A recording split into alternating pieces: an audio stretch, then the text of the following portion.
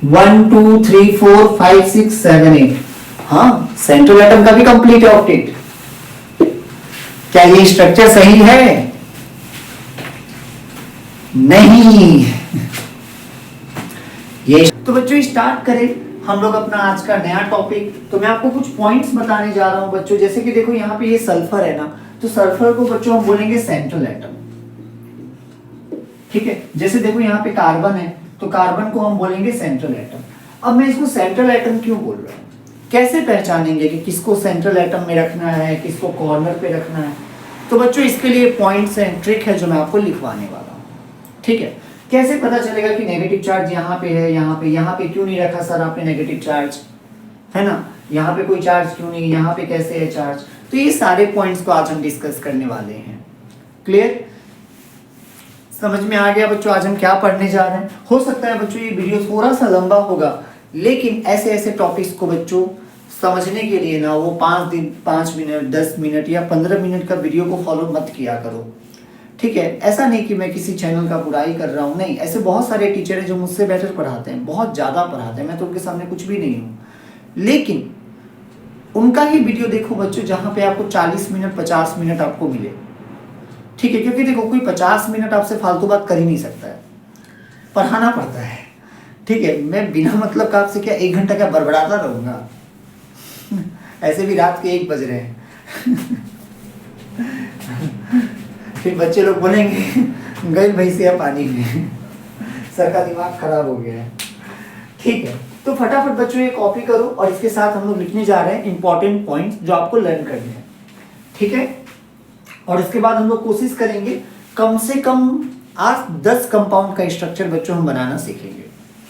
ठीक है, तो लेविस डॉट स्ट्रक्चर क्या है बच्चों? लेविस डॉट स्ट्रक्चर में हम लोग वैलेंस शेल के इलेक्ट्रॉन को रिप्रेजेंट करते हैं, और ऑक्टेट रूल जो था बच्चों वो लेविस का थ्योरी ही था। ठीक है, आपसे कोई पूछेगा लेविस थ्योरी क्या है बताओ, तो आप बोलोगे ऑक्टेट रूल में जो कहा गया है कि हर एटम चाहता है अपने लास्ट सेल में 8 इलेक्ट्रॉन को रखे, दिस इज ऑक्टेट रूल। ठीक है, except hydrogen, hydrogen duplet rule को फॉलो करता है। क्लियर? तो फटाफट लगाओ बच्चों पॉइंट नंबर 1। आप कैसे पहचानेंगे सेंट्रल एटम, कैसे पहचाना जाएगा? ठीक है, point number 1, how to select central atom. How to select central atom. हम सेंट्रल एटम को कैसे सिलेक्ट करेंगे बच्चों, है ना?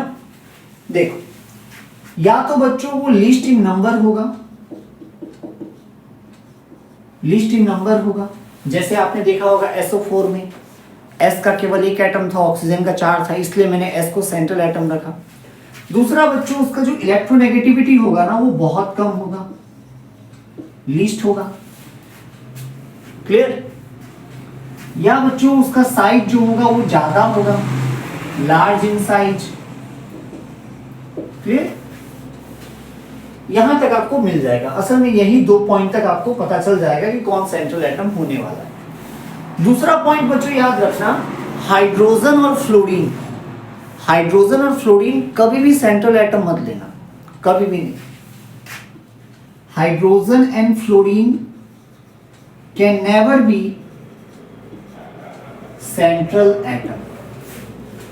याद रखना मेरे इस पॉइंट को, hydrogen and fluorine can never be central atom. Clear? तीसरा पॉइंट बच्चों, फिर सेंट्रल एटम में किसको लेना है सर बताइए? आप ऑक्सीजन को ले सकते हैं, सल्फर को ले सकते हैं, नाइट्रोजन को ले सकते हैं, फास्फोरस को ले सकते हैं, क्लोरीन को ले सकते हैं, ब्रोमीन को ले सकते हैं, आयोडीन को ले सकते हैं, ठीक है, कार्बन को ले सकते हैं, ETC। ठीक है, लेकिन आप हाइड्रोजन और फ्लोरीन को सेंट्रल एटम नहीं ले सकते। क्लियर? इसके बाद बच्चों rule number 2, octet of corner atom. जो भी बच्चों कॉर्नर एटम का जो ऑक्टेट होगा ना, must be complete, must be complete. जो भी कॉर्नर एटम जो होगा, जैसे SO4 में O जो था कॉर्नर एटम ऑक्सीजन, उनका ऑक्टेट आपको कंप्लीट करना है। रूल नंबर 3 बच्चों, सेंट्रल एटम में neglect octet rule. Very important point. Central atom के लिए बच्चों ऑक्टेट रूल वैलिड नहीं है, याद रखना। सेंट्रल एटम अगर चाहे तो ऑक्टेट रूल को तोड़ सकता है। सेंट्रल एटम पे 8 या 8 से ज्यादा इलेक्ट्रॉन हो सकते हैं, लेकिन कम नहीं। सेंट्रल एटम में नेग्लेक्ट ऑक्टेट रूल कहने का मतलब है या तो इसके पास बच्चों 8 इलेक्ट्रॉन होगा या इससे ज्यादा होगा, मतलब ये ऑक्टेट रूल को ब्रेक कर सकता है। Clear? And the rule number 4 दिख रहा है? हाँ, ठीक है। रूल नंबर 4 बच्चों, central atom always try to be in maximum covalency। Very important point बच्चों, सेंट्रल एटम हमेशा चाहेगा कि वो मैक्सिमम कोवैलेंसी में रहे। अब सर ये कोवैलेंसी क्या होता है? तो देखो, कोवैलेंसी मतलब बच्चों कोई भी एटम कितना बॉन्ड बनाता है। जैसे देखो, ऑक्सीजन 2 बॉन्ड बना सकता है, मतलब 1 या 2, ठीक है, ऑक्सीजन 2 बॉन्ड तक बना सकता है। सल्फर बच्चों 2 बना सकता है, 4 बना सकता है, 6 बॉन्ड तक बना सकता है, तो इसका मैक्सिमम कोवैलेंसी हो गया 6। नाइट्रोजन बच्चों या तो 3 बनाएगा या 4 बनाएगा। नाइट्रोजन या तो 3 बनाएगा या 4 बनाएगा। याद रखना, nitrogen atom can never be pentavalent. Nitrogen atom कभी भी 5 एटम नहीं बना सकता, ठीक है, इस पॉइंट को हमेशा याद रखोगे। फास्फोरस बच्चों 3 या 5 बनाएगा। क्लोरीन 3, 5, 7 तक बना सकता है। ब्रोमीन बच्चों सेम, आयोडीन सेम। कार्बन बच्चों 4 तक बना सकता है। जनरली कार्बन जो है वो 4 बॉन्ड बनाता है, ठीक है। तो आपको ये पॉइंट्स आपको लर्न करने हैं। इसके बाद बच्चों हम लोग एक कैलकुलेशन देखेंगे और चार्जेस के बारे में रूल को देखेंगे। आप इसको रूल बोलो चाहे पॉइंट बोलो, ठीक है। आपको ये सब नोट करना है। फटाफट वीडियो को पॉज करो और जल्दी से इन सबको नोट कर लो। कर लिया? ठीक है बच्चों, तो फटाफट इन सारे पॉइंट्स को नोट करो। हम लोग सीखने जा रहे हैं लेविस डॉट स्ट्रक्चर। तो रूल नंबर 5 में है बच्चों कि अगर मान लो पॉजिटिव चार्ज होता है, if there, rule number 5, if there is positive charge, अगर मान लो पॉजिटिव चार्ज होता है कंपाउंड में, जैसे NH4+ है ना, अमोनियम आयन, तो पॉजिटिव चार्ज जो होगा वो हमेशा कॉर्नर एटम पे होगा। It will be on corner atom, ठीक है, ध्यान रखें इस पॉइंट को भी। If there is negative charge, if there is negative charge, जैसे फॉर एग्जाम्पल कार्बोनेट आयन, ठीक है, सल्फेट आयन, तो it will be on central atom, ठीक है। नहीं, सॉरी मैंने उल्टा बोल दिया। एक काम करो, यहां पे कर दो central atom. I am extremely sorry. If there is positive charge, it will be on central atom. If there is negative charge, it will be on corner atom. हाँ, पक्का। अगर नेगेटिव चार्ज होता है तो कॉर्नर एटम पे होगा और positive charge होता है तो सेंट्रल एटम पे होगा। क्लियर? समझ में आ गया? नाउ अब कैलकुलेशन देख लो बच्चों, क्या क्या कैलकुलेशन करना है। ये सभी कंपाउंड्स को फॉर्म करने से पहले, कंपाउंड का जो आप स्ट्रक्चर बनाओगे, अभी स्ट्रक्चर बनाना सीखोगे, sulphate ion, carbonate ion, ammonium ion, sulphur trioxide, ठीक है, ये जो फॉस्फेट आयन। तो बच्चों इसमें आपको कैलकुलेशन भी करना पड़ता है, काफी इजी कैलकुलेशन है, कोई इंटीग्रेशन डिफरेंशिएशन यूज नहीं है, ठीक है। कैलकुलेशन क्या करना है तो ध्यान दो अच्छे से। कैलकुलेशन सबसे पहले आपको टोटल नंबर ऑफ चार्ज पता करना है, टोटल इलेक्ट्रॉन पता करना है। क्या है टोटल इलेक्ट्रॉन? मतलब total valence electron of all atom, ठीक है। ध्यान से देखो, ये Q को कैलकुलेट करने का formula, total valence electron of all atom plus अगर नेगेटिव चार्ज है तो ऐड कर दो और माइनस कर दो अगर पॉजिटिव चार्ज है तो, ठीक है। मैं जानता हूं अभी समझ में नहीं आ रहा होगा, बस नोट करो, ठीक है। अभी जब हम स्ट्रक्चर बनाना सीखेंगे, बिलीव मी बहुत मजा आएगा, ठीक है। और आप भी बोलोगे वाह सर आज आपने सिखा दिया, ठीक है। बस मैंने जो जो पॉइंट्स लिखवाया है ना, उन सबको देखो अच्छे से, कॉपी में लिखो और मेरे साथ स्ट्रक्चर बनाओ। 2-3 स्ट्रक्चर में आपको पता चल जाएगा, ला ये तो इतना इजी है, ठीक है। इसके बाद बच्चों आपको कैलकुलेट करना है bond pair electron, that is 2 into number of bonds, that is number of single bond, ठीक है, नंबर ऑफ बॉन्ड्स। इसके बाद आपको कैलकुलेट करना है लोन पेयर ऑफ इलेक्ट्रॉन, और इसका जो फॉर्मूला होगा वो होगा Q minus bone pair of electron, ठीक है, क्लियर। एंड द आखिरी कैलकुलेशन, जो सबसे लास्ट कैलकुलेशन, मान लो अगर आपके पास कंपाउंड में चार्ज दिया हुआ है, चार्ज कहाँ पे पुट करें, तो बच्चों उसका फॉर्मूला हम कुछ ऐसे बोलेंगे, फॉर्मल चार्ज का जो फॉर्मूला है, फॉर्मल चार्ज मतलब बच्चों फॉर्मली हम लोग चार्ज कहाँ पे पुट करते हैं। देखो असल में होता क्या है ना, ये जो स्ट्रक्चर सब जो बनता है ना, ये रेजोनेंस को फॉलो करता है। रेजोनेंस में क्या है ना बच्चों, चार्ज एक जगह पे नहीं रहता। जैसे कि मैंने सल्फेट आयन का बताया था ना, आपने देखा था कि मैंने साइड के 2 ऑक्सीजन एटम के ऊपर नेगेटिव चार्ज डाल दिया था। अब नेगेटिव चार्ज हमेशा वहां पे नहीं रहता, आपको पता है नेगेटिव चार्ज क्या है, इलेक्ट्रॉन, इलेक्ट्रॉन तो क्लाउड है ना, वो हमेशा मूव करता रहता है, एक जगह नहीं रहता कभी भी, वो जंप करके इधर आता है, फिर इधर आता है, फिर इधर आता है। तो ये सब रेजोनेंस के अकॉर्डिंग होता है, ठीक है। बट हमें स्ट्रक्चर तो बनाना है, नेगेटिव चार्ज को रखना है ना, तो हम वो किस एटम पे पुट करेंगे, तो उसके लिए जो फॉर्मूला है बच्चों फॉर्मल चार्ज का है, that is valence electron minus lone pair electron minus bond pair of electron divide by 2। ये आपको काफी काम आने वाला है, ये जो थर्ड फॉर्मूला है ये बहुत ज्यादा काम आएगा, ठीक है, to locate charge. Negative charge कहाँ पुट करना है, किस एटम पे नेगेटिव चार्ज पुट करना है, किस एटम पे पॉजिटिव चार्ज पुट करना है, उसके लिए फॉर्मूला बहुत काम आने वाला है, क्लियर।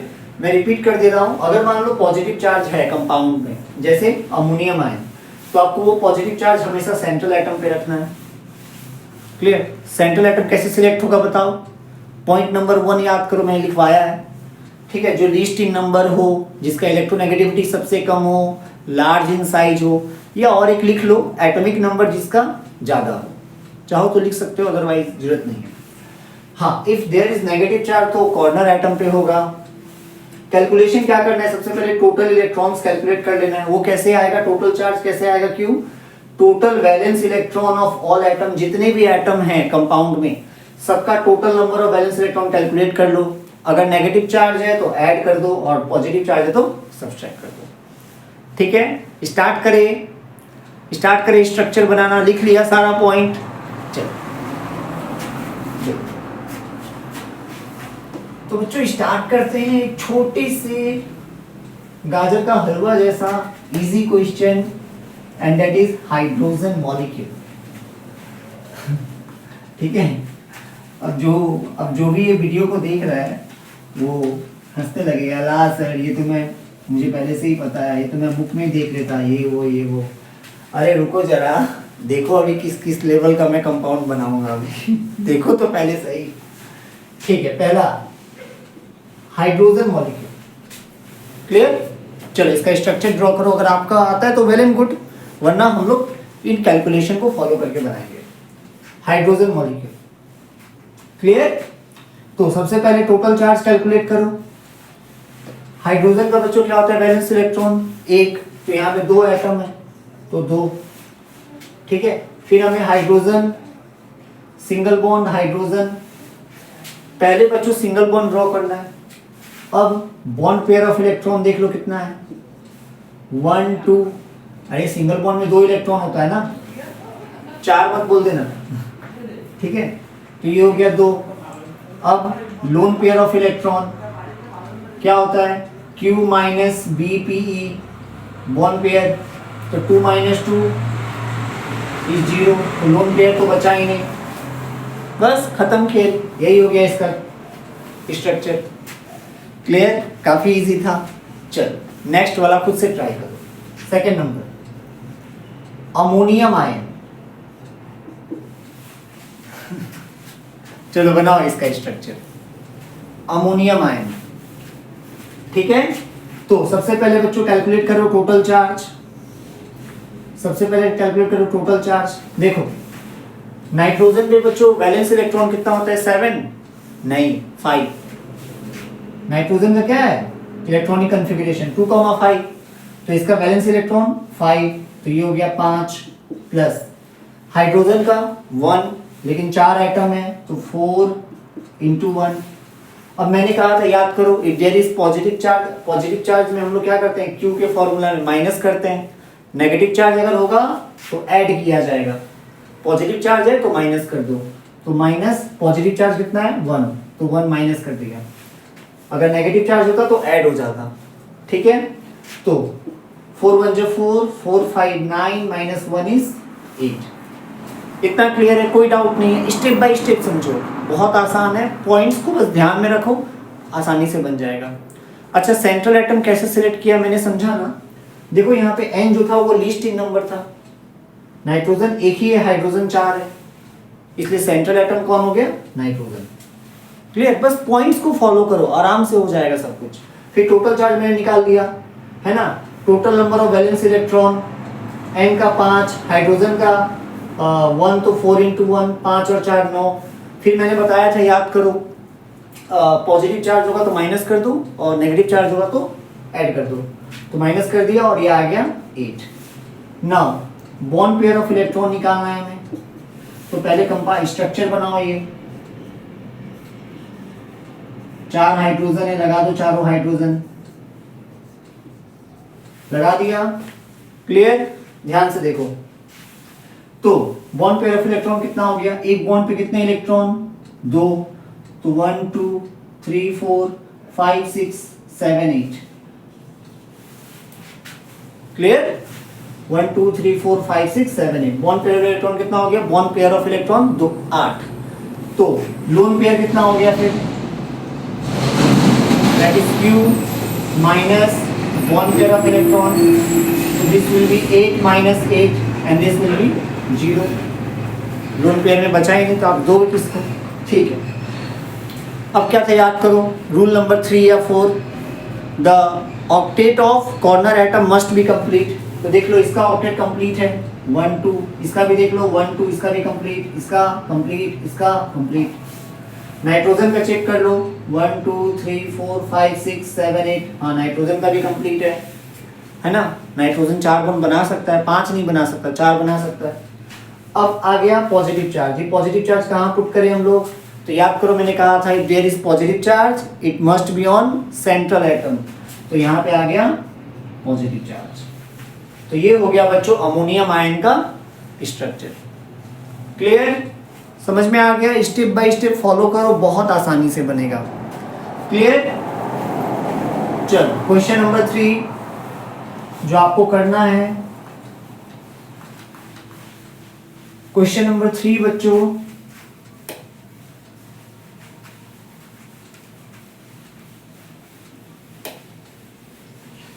समझ में आ रहा है ना? देखो प्रैक्टिस करते जाओ बच्चों, ये सब प्रैक्टिस करने से होता है। ठीक है, आज मान लो मैं सारा पॉइंट्स लिखवा दूंगा, प्रैक्टिस ही नहीं करोगे खुद से तो नहीं होगा ना। वैसे प्रैक्टिस करना पड़ता है बच्चों, स्ट्रक्चर आप रट नहीं सकते ना। चल क्वेश्चन नंबर 3, चलो O2 का बनाओ, चलो इजी दे दिया, चलो बनाओ इसका, स्टेप बाय स्टेप फॉलो करो, आराम से बन जाएगा। ठीक है, बनाओ मैं, ठीक। तो देखो ऑक्सीजन मॉलिक्यूल का लेविस डॉट स्ट्रक्चर, सबसे पहले ऑक्सीजन, सिंगल बॉन्ड ऑक्सीजन, तो टोटल चार्ज फाइंड कर लो। कैसे फाइंड करेंगे, इसका बैलेंस इलेक्ट्रॉन कितना ऑक्सीजन का 2,6, तो 2 एटम है, तो 2 × 6 दैट इज 12। क्लियर। अब देख लो, पहले सिंगल बॉन्ड बनाना है आपको, फिर bond pair of electron calculate करना है। तो बॉन्ड पेयर ऑफ इलेक्ट्रॉन कितना है 1 2। क्लियर। अब lone pair of electron calculate कर लो, that is Q - B। Bond pair of electron Q कितना आया 12 - 2 एंड दैट इज 10।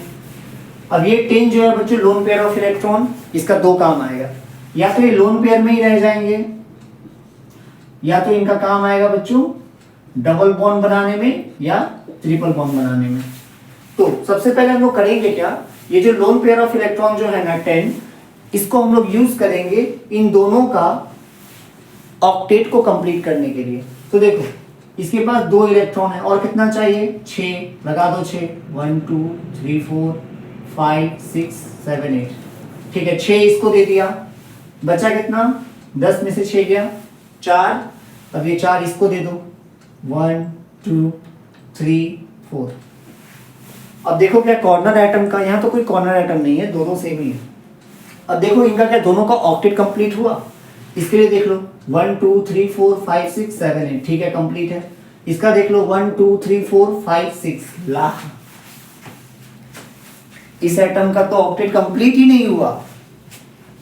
तो क्या करेगा बताओ, तो ये क्या करेगा, इसका ये लोन पेयर ऑफ इलेक्ट्रॉन उठाएगा और यहां पे बना लेगा डबल बॉन्ड। अब चेक करो दोनों का, इसके लिए देखो 1 2, अरे सिंगल बॉन्ड में 2 इलेक्ट्रॉन ना, हाँ ठीक है, देखो 1 2 3 4 5 6 7 8। इसके लिए देखो 1 2 3 4 5 6 7 8, दोनों कंप्लीट, बन गया स्ट्रक्चर। क्लियर। ठीक है, आसान लग रहा है ना, इजी है, बस पॉइंट्स को फॉलो करो। चलो ये वाला खुद से ट्राई करो, question number 4, carbonate ion. Carbonate ion का लेविस डॉट स्ट्रक्चर खुद से ट्राई करो। हाँ बच्चों, मैं एक बात क्लियर कर दूं, काफी बच्चों को ना डाउट होता है देखकर कि सर ये क्या कार्बोनेट आयन का शेप ऐसा होता है, सल्फेट आयन का शेप ऐसा होता है। नहीं बच्चों, लेविस थ्योरी फेल इसलिए हुआ था क्योंकि देखो बच्चों, लेविस थ्योरी का जो फेल होने का सबसे बड़ा कारण था ना, वो यही था कि वो ना ज्योमेट्री को एक्सप्लेन नहीं कर पाए। मतलब उन्होंने बता तो दिया कि स्ट्रक्चर कैसा होगा, बट वो ये नहीं बता पाए कि कोई भी कंपाउंड का आयन का शेप कैसा होता है। ठीक है, आपको धीरे धीरे समझ में आ जाएगा। पहले आप इसका स्ट्रक्चर बनाओ कार्बोनेट आयन का। कर लिया ट्राई, मैं बनाऊं?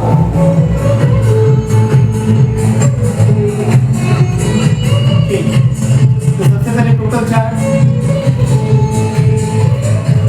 चार्ज कैलकुलेट कर लो। ठीक है, तो कार्बन का बच्चों 2,4, एक ही एटम है तो ये 4 प्लस, ऑक्सीजन का 2,6, 3 एटम है तो 3 × 6। नेगेटिव चार्ज है बच्चों, तो नेगेटिव चार्ज होने पे मैंने कहा था आपको ऐड कर दो, तो +2 कितना आ जाएगा ये 3 6 18 4 22 2 24। क्लियर। ठीक है, अब कार्बन, ऑक्सीजन, ऑक्सीजन, ऑक्सीजन, पहले आप सिंगल बॉन्ड ड्रॉ कर दो। क्लियर। अच्छा हाँ, सेंट्रल एटम मैंने कार्बन को क्यों लिया, क्योंकि लीस्ट इन नंबर है। देख लो कार्बन 1 है, ऑक्सीजन 3 है ना। पॉइंट्स को फॉलो करो बस, जो मैंने लिखवाया स्टार्टिंग में, अपने आप बनता चला जाएगा। ठीक है, नाउ अब bond pair of electron calculate करते हैं। चलो, तो बॉन्ड पेयर ऑफ इलेक्ट्रॉन, एक बॉन्ड में 2 इलेक्ट्रॉन, तो 1 2 3 4 5 6, तो ये आ गया 6। क्लियर। अब कैलकुलेट कर लो बच्चों लोन पेयर ऑफ इलेक्ट्रॉन। तो loan pair of electron calculate करने का फॉर्मूला क्या है, Q - bond pair of electron, Q कितना है 24 minus bond pair of electron कितना है 6 एंड दैट विल बी 18। समझ में आ गया, कोई डाउट नहीं अभी तक। अब ये जो 18 इलेक्ट्रॉन है बच्चों, इसका दो यूज है, या तो ये लोन पेयर में रह जाएंगे या तो इनका यूज होगा डबल बॉन्ड या ट्रिपल बॉन्ड में। क्लियर? तो सबसे पहले हम लोग क्या करेंगे, इस इलेक्ट्रॉन से ये तीनों कॉर्नर एटम का ऑक्टेट को कंप्लीट करेंगे। कैसे? देखो, ये ऑक्सीजन एटम है, ठीक है, इसके पास कितने इलेक्ट्रॉन है 1 2, कितने चाहिए कंप्लीट करने के लिए 6, तो लगा दो इसमें 6, 1 2 3 4 5 6, ठीक है। इसको भी देख लो 1 2, तो इसको 6 चाहिए 1 2 3 4 5 6, इसको भी 6 चाहिए 1 2 3 4 5 6। क्लियर? टोटल हमने कितना यूज कर लिया 6 6 12 6 18 था, 18 हमने कंप्लीट कर लिया। क्लियर? अब देखो क्या कॉर्नर एटम का क्या ऑक्टेट कंप्लीट है, 2 2 4 2 6 2 8, ठीक है, इसका भी कंप्लीट है, इसका भी है, इसका भी है कंप्लीट। क्लियर? क्या ये स्ट्रक्चर सही है? नहीं। कार्बन का चेक करो 1 2 3 4 5 6, ला कार्बन का तो ऑक्टेट ही कंप्लीट नहीं हुआ। मैंने क्या कहा था याद करो, रूल नंबर 5 या 4, आई डोंट नो, क्या था रूल नंबर 4 या 5, जो सेंट्रल एटम होगा वो नेग्लेक्ट कर सकता है ऑक्टेट रूल को, मतलब उसके पास 8 इलेक्ट्रॉन या 8 से ज्यादा इलेक्ट्रॉन हो सकते हैं बट कम नहीं। इसका तो ऑक्टेट कंप्लीट नहीं है, तो ये क्या करेगा, इसके एक लोन पेयर को उठा के यहां पे लगा लेगा। क्लियर? अब चेक करो 1 2 3 4 5 6 7 8, हाँ कंप्लीट। इसका चेक करो 1 2 3 4 5 6 7 8, हाँ अब जाके कंप्लीट हो गया। क्लियर? समझ में आ गया? ठीक है सर, लेकिन अब ये नेगेटिव चार्ज कहां पुट करें, अब ये नेगेटिव चार्ज कहां पुट करो, तो देखो डोंट वरी, समझा रहा हूं, ध्यान से सुनो। इसके लिए बच्चों हम लोग कैलकुलेट करते हैं फॉर्मल चार्ज। क्या कैलकुलेट करते हैं? Formal charge. मतलब फॉर्मली चार्ज कहां पे होगा, स्ट्रक्चर में फॉर्मली चार्ज कहां पे रखा जाएगा, इसके लिए बच्चों एक फॉर्मूला है। ठीक है, क्या है वो फॉर्मूला, ध्यान से देखो। फॉर्मल चार्ज का जो फॉर्मूला है बच्चों वो है valence electron minus loan pair of electron minus bond pair of electron divided by 2। ठीक है, हर एक एटम के लिए कैलकुलेट करो, जो वैल्यू आएगा उस हिसाब से आप चार्ज पुट करो। क्लियर? देखो कैसे, जैसे मान लो ये है एटम नंबर 1, ये है एटम नंबर 2, ये है एटम नंबर 3, ये है एटम नंबर 4। क्लियर? तो चलो पहले मैं क्या करता हूं, एटम नंबर 1 के लिए निकालता हूं formal charge for atom number 1। तो वैलेंस इलेक्ट्रॉन कितना होता है बच्चों ऑक्सीजन का 6 माइनस लोन पेयर कितना है देखो 1 2 3 4, ठीक है, minus bond pair of electron by 2। तो बॉन्ड पेयर ऑफ इलेक्ट्रॉन कितना है इसके लिए 1 2 3 4, 4 बाय 2। समझ में आ रहा है ना? वैलेंस इलेक्ट्रॉन कितना ऑक्सीजन का 6, लोन पेयर 1 2 3 4, ठीक है, minus bond pair of electron, ये कितना बॉन्ड बनाया देखो डबल ना, तो 1 2 3 4 इसके लिए तो 4 बाय 2। समझ रहे हो ना? Then this will be 6 minus 4 minus 4 by 2 that is 2 and this will be 0। ठीक है, तो इस पे कोई चार्ज नहीं है, इस पे कोई चार्ज नहीं। ठीक है, देखो बच्चों ये मैं चाहता तो मैं पहले ही बता देता आपको। ठीक है, एक चीज याद रखना, मैं आपको एडवांस में बता रहा हूँ, जब भी ऑक्सीजन आपको डबल बॉन्ड में नजर आए ना, याद रखना उस पर कोई चार्ज नहीं होता है। अगर वो सिंगल बॉन्ड में है तो उस पर नेगेटिव चार्ज होता है, और बहुत रेयर केस में ऑक्सीजन ट्रिपल बॉन्ड बनाता है तो वहां पे पॉजिटिव चार्ज डाल देना।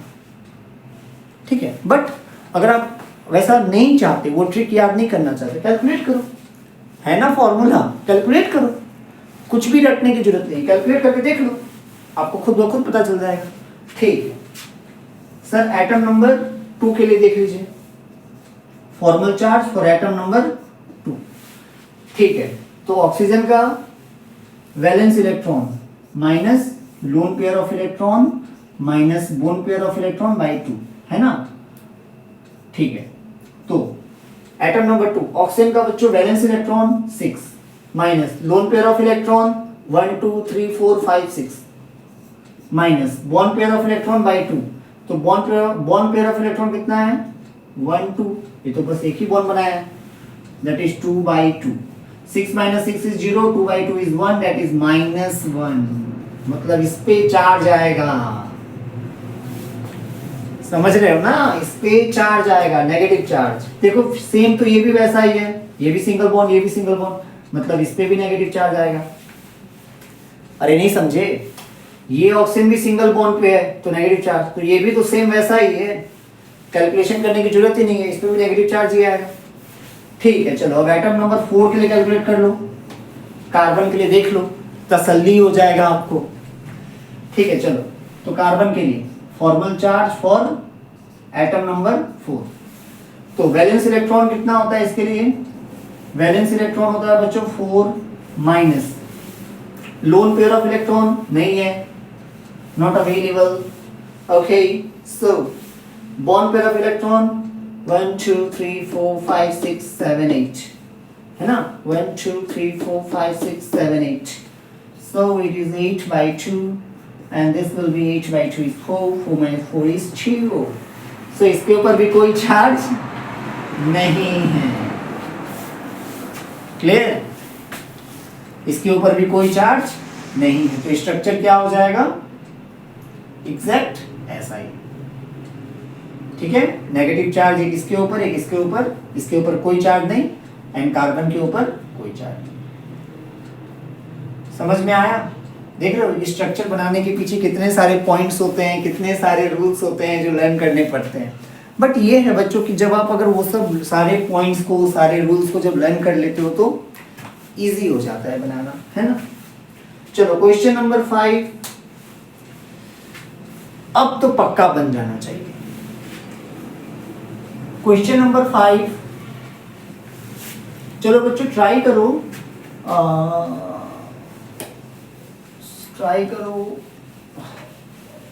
ट्राई करो बच्चों सल्फेट आयन। चलो बड़ा इंटरेस्टिंग, बड़ा इंपॉर्टेंट होता है ना, सल्फेट आयन का ट्राई करो तुम, सल्फेट आयन ट्राई करो बच्चों, सल्फेट आयन का लेविस डॉट स्ट्रक्चर। ठीक है, खुद से ट्राई करो। ठीक है, कर लिया। देखो तो सबसे पहले बच्चों में क्या कैलकुलेट करना है, क्यू कैसे कैलकुलेट करेंगे, टोटल वैलेंस इलेक्ट्रॉन पहले कैलकुलेट करो, एस का 2,6 2,8,6, हाँ, तो valence electron is 6 plus oxygen का भी 6 होता है, 4 एटम है तो 4 into 6। ठीक है, 2 माइनस है तो नेगेटिव चार्ज होने पे ऐड कर देना है, सो दिस विल बी 4 6 24 6 30 32, है ना, यही आएगा ना। हाँ, अब सल्फर यहाँ ड्रॉ करो, एक ऑक्सीजन इधर, एक ऑक्सीजन इधर, एक इधर और एक इसके माथे पे बैठा दो, क्लियर चारों साइड ऑक्सीजन बना के छोड़ दो। ठीक, बॉन्ड पेयर ऑफ इलेक्ट्रॉन, तो बॉन्ड पेयर ऑफ इलेक्ट्रॉन देख लो बच्चों, ये पहला बॉन्ड 1 2 3 4 5 6 7 8 है ना, तो टोटल कितना हो गया 8, क्लियर। अब lone pair of electron calculate कर लो, कैसे आएगा, Q माइनस Bp, तो Q है 32 minus 8 and this will be 24। ठीक है, तो लोन पेयर ऑफ इलेक्ट्रॉन कितना आ गया 24।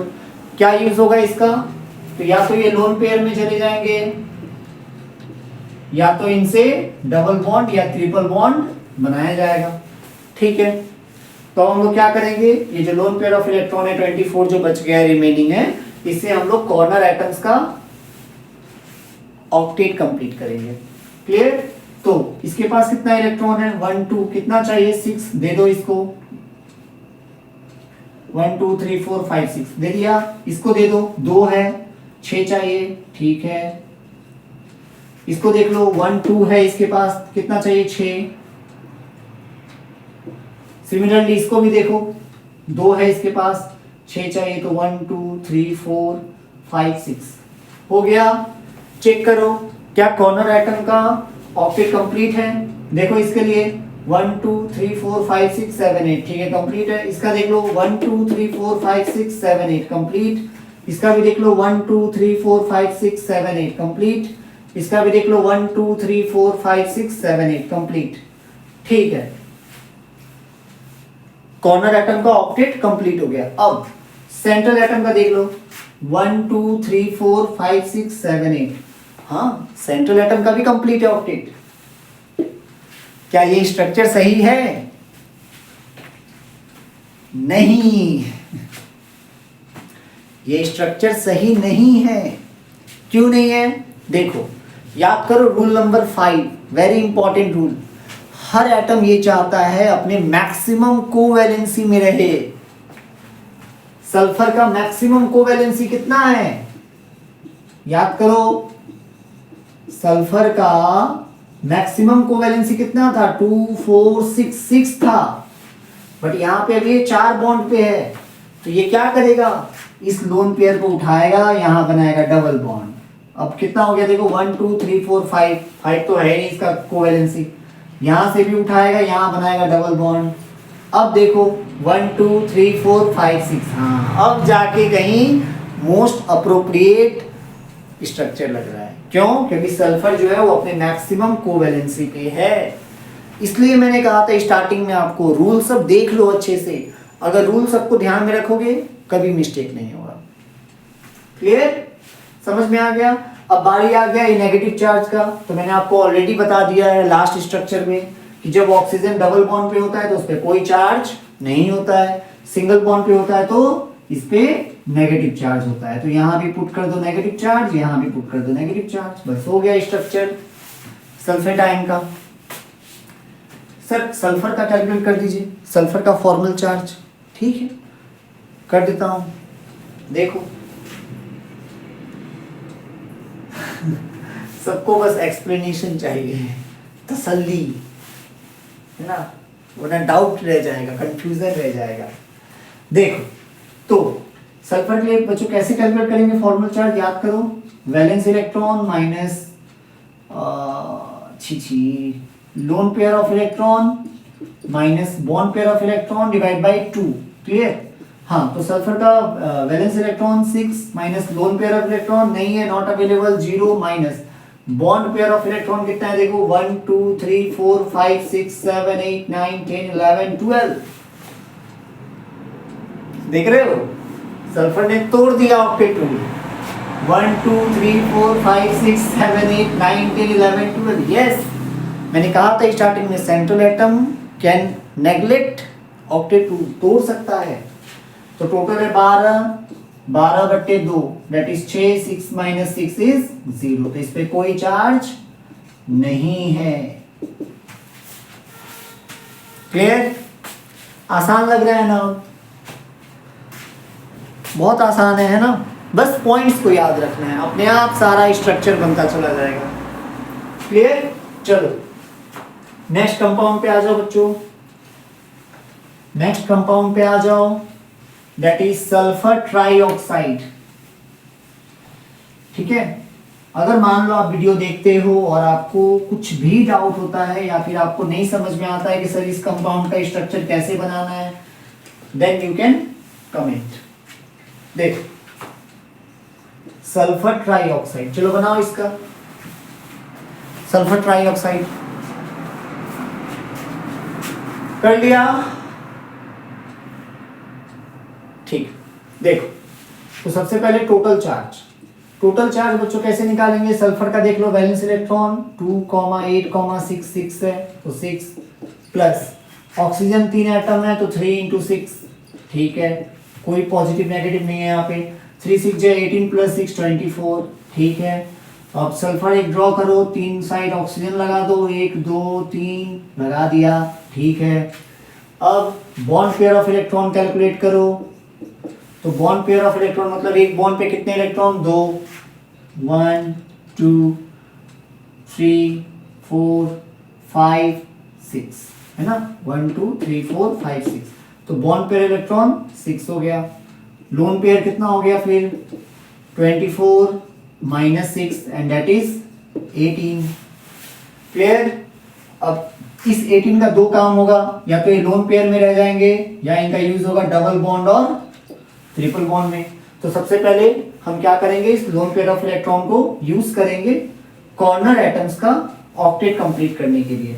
तो इस ऑक्सीजन को देखो, इसके पास 2 इलेक्ट्रॉन तो है, कितना चाहिए 6, लगा दो 1 2 3 4 5 6। ठीक है, इसको भी देख लो 1 2 6 चाहिए 1 2 3 4 5 6। इसको भी देख लो, इसके पास 2 है ऑलरेडी, 6 चाहिए 1 2 3 4 5 6।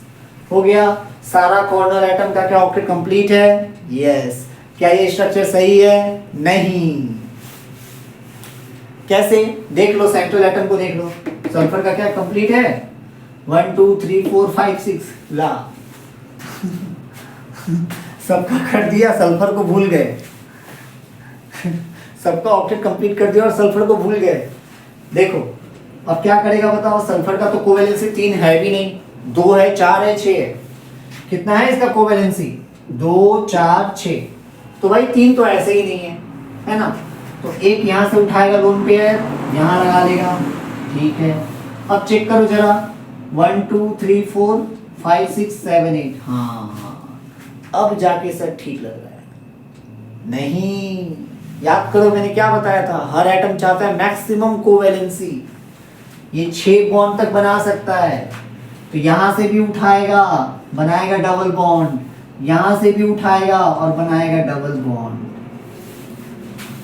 So this is the most appropriate structure. ऐसा नहीं है बच्चों की जो प्रीवियस स्ट्रक्चर था वो अच्छा नहीं था, मतलब वो सही नहीं था, जैसे ये मैंने बनाया था अभी। ऐसा नहीं है कि ये सही नहीं है बच्चों, बट ये मोस्ट अप्रोप्रिएट ऑप्शन होगा। ठीक है, कंफ्यूज करने के लिए आपको ऑप्शन में ये भी दिया रहेगा। अगर आप ऑक्टेट रूल को फॉलो करोगे ना, तो आपको जितने ऑप्शन दिए जाएंगे सब सही रहेंगे। ऑक्टेट रूल से आप सबसे सही स्ट्रक्चर नहीं फाइंड कर सकते, सबसे अप्रोप्रिएट जो स्ट्रक्चर है आप उसको नहीं पता कर सकते। क्योंकि देखो ऑक्टेट रूल के हिसाब से तो ये भी सही है। देखो ना, एस का देखो ऑक्टेट कंप्लीट है 1 2 3 4 5 6 7 8। हर ऑक्सीजन का देख लो सबका कंप्लीट है, सबका देखो कंप्लीट है। बट मोस्ट अप्रोप्रिएट जो स्ट्रक्चर होगा ना वो ये होगा। क्लियर? समझ रहे हो ना? चलो नेक्स्ट और एक ले लेते हैं हम लोग, काफी interesting, that is phosphate ion. That is phosphate ion. कौन सा बच्चों? Phosphate ion PO4 3 minus. चलो बनाओ इसका स्ट्रक्चर, फॉस्फेट आयन। कर लिया ट्राई? ठीक है, तो सबसे पहले टोटल चार्ज फाइंड करो। कैसे फाइंड चलेगा? कैसे फाइंड कर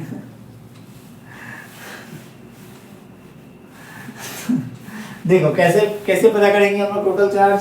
तो P का कितना है? Valence electron 2, 8, 5। Okay, so this will be 5 plus oxygen में कितना होता है बच्चों? 6।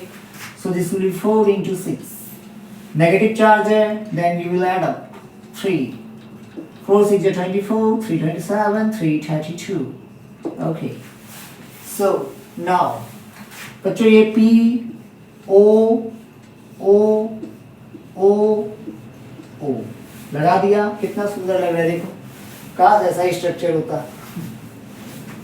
ठीक है, now bond pair of electron calculate करो। बॉन्ड पेयर ऑफ इलेक्ट्रॉन तो 1 2 3 4 5 6 7 8। अरे सिंगल बॉन्ड पे 2 इलेक्ट्रॉन होता है ना, वही 1 2 3 4 5 6 7 8। तो ये हो गया 8। अब lone pair of electron calculate करना है, कैसे करेंगे sir? Q minus B P E. तो Q कितना है देखो 32 minus 8, that will be 24। Clear? अब ये 24 का दो काम होगा बच्चों, या तो ये लोन पेयर में चले जाएंगे या तो डबल बॉन्ड और ट्रिपल बॉन्ड।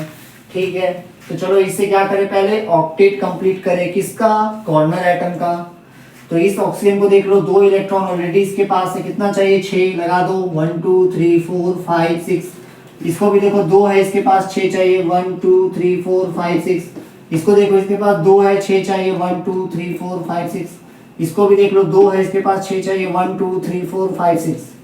क्लियर, हमने टोटल खर्च कर दिया ना, 6 यहाँ पे, 6 यहाँ पे, 6 यहाँ पे, 6 यहाँ पे, टोटल हो गया 24। 24 खत्म। क्या ये स्ट्रक्चर सही है? नहीं, कॉर्नर एटम का तो ऑक्टेट कंप्लीट हो गया। फास्फोरस का देख लो, 1 2 3 4 5 6 7 8। फास्फोरस का भी ऑक्टेट कंप्लीट है, but central atom always tries to have in maximum covalency. बच्चों फास्फोरस का तो 4 है ही नहीं कोवैलेंसी। फास्फोरस का कितना है? फास्फोरस का मैक्सिमम कोवैलेंसी कितना है? याद करो रूल, कॉपी चेक करो, 3 या फिर 5। 4 तो ऐसे भी नहीं है, कुछ समझ में आया? 5 है। तो ये क्या करेगा, मान लो इससे एक लोन पेयर उठाया और यहां लगा दिया डबल बॉन्ड। अब देखो 1 2 3 4 5, हाँ कंप्लीट। फास्फोरस का देखो इलेक्ट्रॉन कितना हो गया, 1 2 3 4 5 6 7 8 9 10। यस, हो सकता है, मैंने कहा था ना सेंट्रल एटम तोड़ सकता है ऑक्टेट रूल। हाँ, अब नेगेटिव चार्ज की बात करें बच्चों, याद करो मैंने लास्ट स्ट्रक्चर में कार्बोनेट वाला स्ट्रक्चर में बता दिया था, जब ऑक्सीजन सिंगल बॉन्ड पे होता है तो उसके ऊपर नेगेटिव चार्ज लगा दो। चाहो तो फॉर्मल चार्ज का फॉर्मूला है, कैलकुलेट कर लो, वो भी कर सकते हो। चलो कैलकुलेट करके दिखाई देता हूँ ताकि तसल्ली हो जाएगा आपको। चलो इसी ऑक्सीजन के ले लेते हैं। चलो क्या है formula, valence electron minus lone pair minus bond pair bye 2।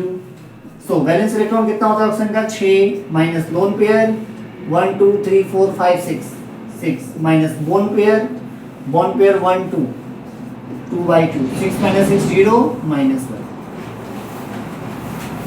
हो गया।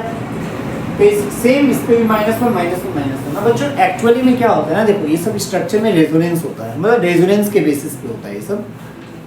अब ये नेगेटिव चार्ज ना हमेशा यहाँ नहीं रहता, आपको पता है नेगेटिव चार्ज क्या है, इलेक्ट्रॉन का क्लाउड है ना, वो हमेशा ना मूव करता रहता है। जैसे मान लो वो जंप करके यहाँ आ जाएगा तो ये डबल बॉन्ड हट के यहाँ आ जाएगा, फिर मान लो वो जंप करके यहाँ आ जाएगा तो वो डबल बॉन्ड हट के यहाँ आ जाएगा। मतलब चार्जेस मूव करते रहते हैं, वो फिक्स नहीं रहते। और एक चीज बच्चों याद रखना, जो न्यूट्रल एटम होता है ना, वो चार्ज, न्यूट्रल जो कंपाउंड होता है ना, वो चार्ज कंपाउंड के कंपैरिजन में ज़्यादा स्टेबल होता है। एक चीज़ याद क्लियर। तो आई होप आपको समझ में आया होगा। आज हमने शायद हमने कुछ 6-7 कंपाउंड प्रैक्टिस किए, बट मेन फोकस मेरा यही था कि आप स्ट्रक्चर बनाना सीखें, ठीक है। और मैंने जितना भी पॉइंट्स लिखवाया है बच्चों स्टार्टिंग से, उन सबको कॉपी में लिखकर अच्छे से, जितना भी कंपाउंड्स आपके कॉपी में बुक में गिवन है, ठीक है, उन सबको प्रैक्टिस करो, अच्छे से पढ़ाई करो, अपना ख्याल रखो। Good bye.